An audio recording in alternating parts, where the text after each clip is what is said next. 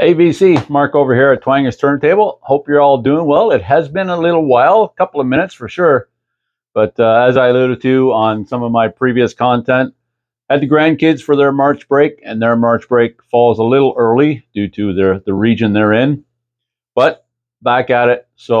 And I've been following along. It's not like I've been completely gone. I've been posting these little shorts that I discovered not long. I didn't discover them, but they were relatively new to me. I seen some other um, YouTube page, members, vinyl community members doing it. So I started posting a few of those, just trying it out, really seeing how it works. You know, it's kind of part of the evolution of my channel. I've been here now, what, a year and a half or so. So just seeing what I can do and what I can't do. I hope you've enjoyed them. If you haven't seen them, you can check them out. Whatever, they're there in my home page, my channel there, right? You can see it. But today I'm jumping on a thread started by our buddy Mike over there at MGK Boston. He seems to be the thread king. He's like the thread weaver, I guess is what I told him. It's just every time I turn around, he's starting up a new thread. And this is a good one. So coming up on the 17th here, we got St. Patty's Day, of course. So that's not that far away. Next Friday, I guess it is. So a little early, but the idea is to show albums that spell out Ireland, right? So as soon as I saw Mike's video, and I've watched a couple of more. I've watched Jacob's over there at Music Sucker. Oh God, I've watched a few. I think I watched. I can't remember them all. I watched quite a few last night after I got home from taking the grandsons back. Some good videos, and it's a great thread, Mike. Once again, you've started a good one. It seems to really have caught on. I see a lot of people doing it. So I decided I was going to do one. I have to do one. My family is, after all, part Irish, and my dad would completely agree. The best part of us is half Irish, and that's my mom's side, who were Hogans. So fairly prevalent in my family.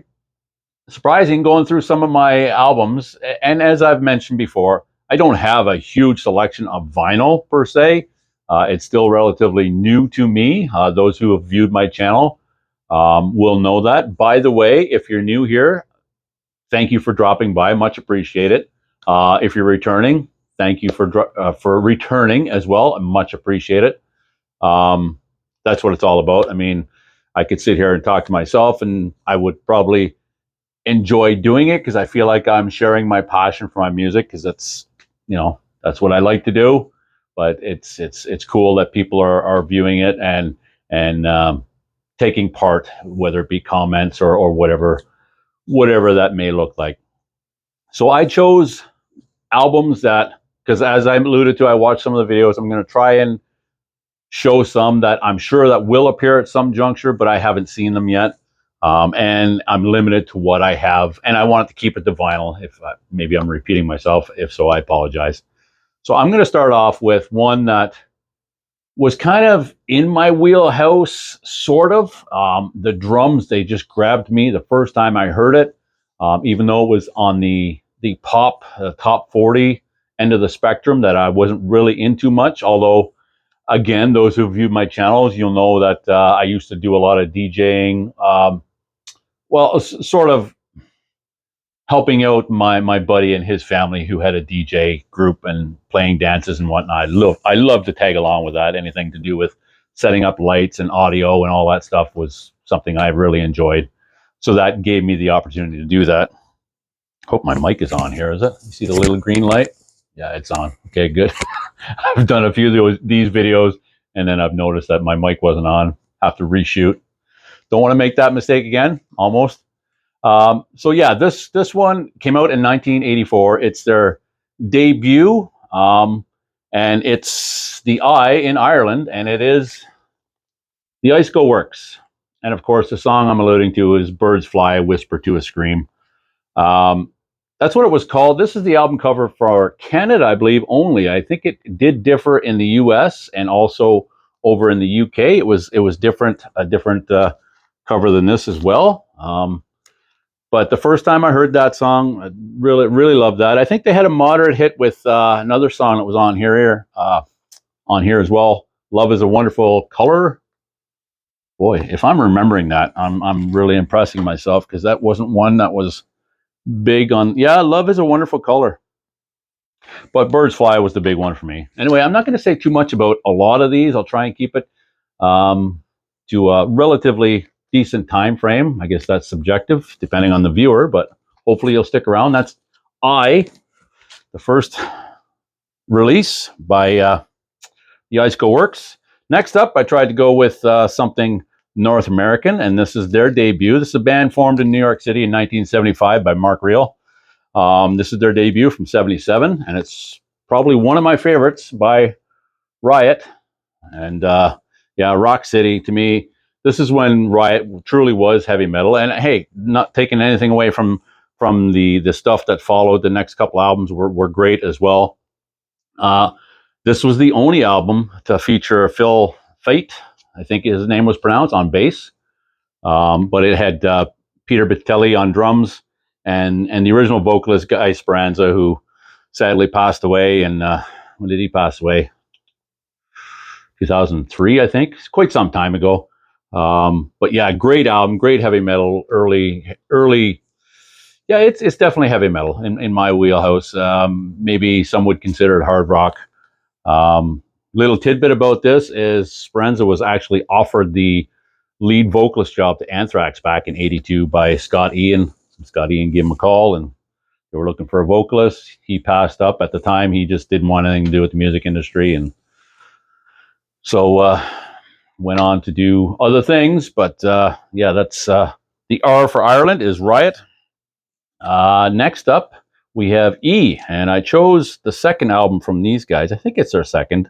I'm certainly not an expert on these, but it is the Eurythmics, Annie Lennox, and Dave Stewart. Of course, Sweet Dreams are made of this. Um, yeah, a great album. Wasn't something again that I was all that invested in at the time. I would have never owned this. In fact, I've only picked this up recently, and by recent I mean the last 3 or 4 years, maybe. Not even that. Maybe a couple of years. Last couple of years. But yeah, I appreciate this stuff much more than I did back then. I mean, Sweet Dreams are made of this, and I don't know much about these guys, but I guess the only song on here not written by them was that old Isaac Hayes song, Wrap It Up. I think it's Isaac Hayes, David Porter.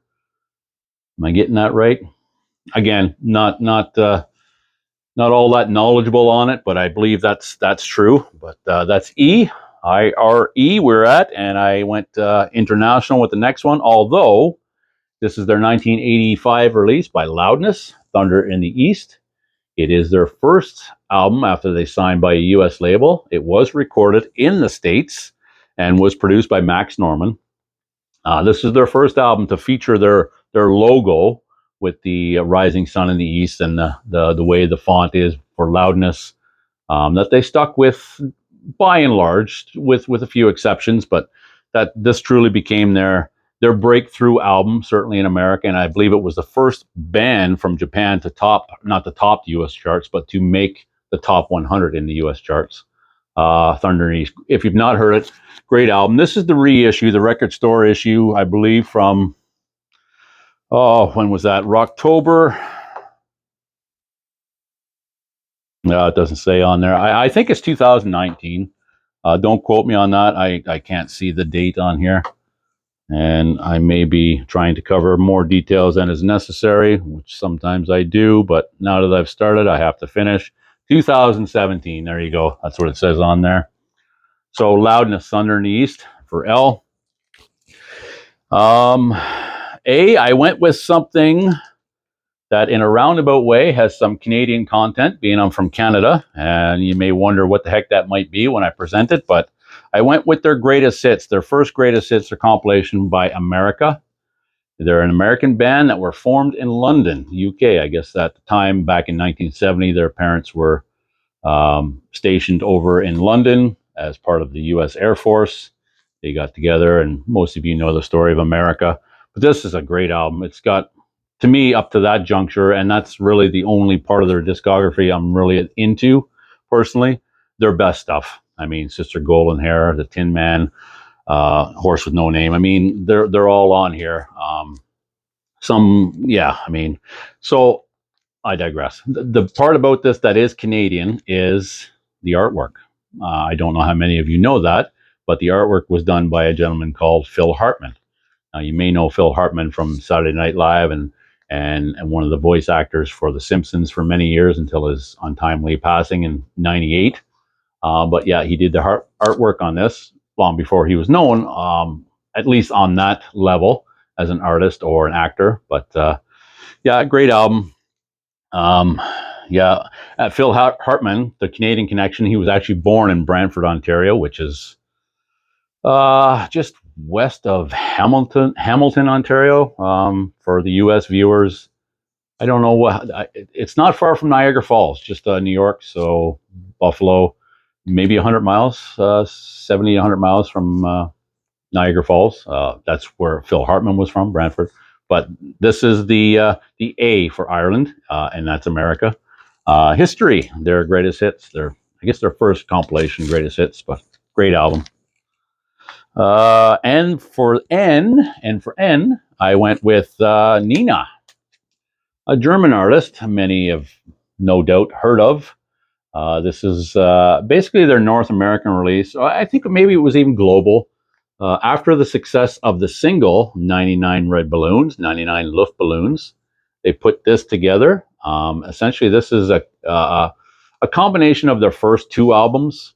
And the first side is English, and second side two is primarily German. Side one, I think, coming from their debut Nina. Side two coming from just question mark, and I'm not even going to try and pronounce what that was, but essentially this came out in 1984, and it was released after the huge success of that single, 99 Red Balloons, cashing in on that, and they smartly did so. Sold many copies of this. I think at least it did quite well here in Canada. I think they did moderate success in the US as well. On the back of that tune, 99 Red Balloons. But I always dug this album, still do. So I give it a spin once in a while. It's off. It was labeled, I believe, at the time of the new German wave, similar to the new wave, but it was the new German wave, right? So good spin once in a while. Put that on, even though I'm the hard rock metal enthusiast I am at heart. I appreciate other stuff as well. So having said that, I'm going to end off Ireland with one of my favorites for sure, and that's Dio's debut, his solo debut, of course. Those who know Elf, Rainbow, Sabbath, right? But yeah, Holy Diver, uh, classic album. I remember when this came out. I mean, I was 15, I guess, at the time this came out in '83. I would have been 15. And it was everywhere. Rainbow in the Dark. I mean, just a solid album. Um, Vinny Appice, which we call him. I think some people pronounce that as Vinny Appice. Even his brother, him and his brother, I think pronounce it differently. It's a joke, I know, of course, but I always thought it's Vinny Appice. So Vinny Appice.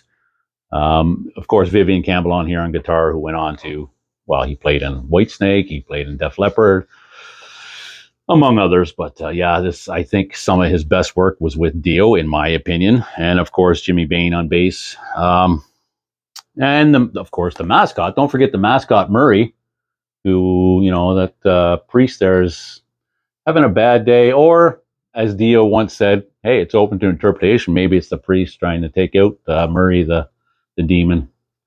But nonetheless, that's my entries for the Ireland thread, Mike. Great thread, buddy. Loved it. Really enjoyed it. Great way to get back into the swing here. Like I say, I've been gone for a little bit. I did post a video last week, but it was just a short one. The last couple have been really short ones, and I've been doing the shorts videos where I post just an album a day that I've been spinning. But yeah, I guess that's going to wrap it up. My Ireland thread, and it's a bit early, but happy St. Patty's Day, everybody. It's coming up pretty soon. I'll probably be back before then to do another one. But in the event I'm not, who knows? I mean, life happens, right? I hope you enjoyed this. If so, give a thumbs up. Subscribe if you haven't. I don't try to beat that to death. I mean, on another note, I'll hold off on that. I did have another note, but I'm going to wait. I'll present that in a different time.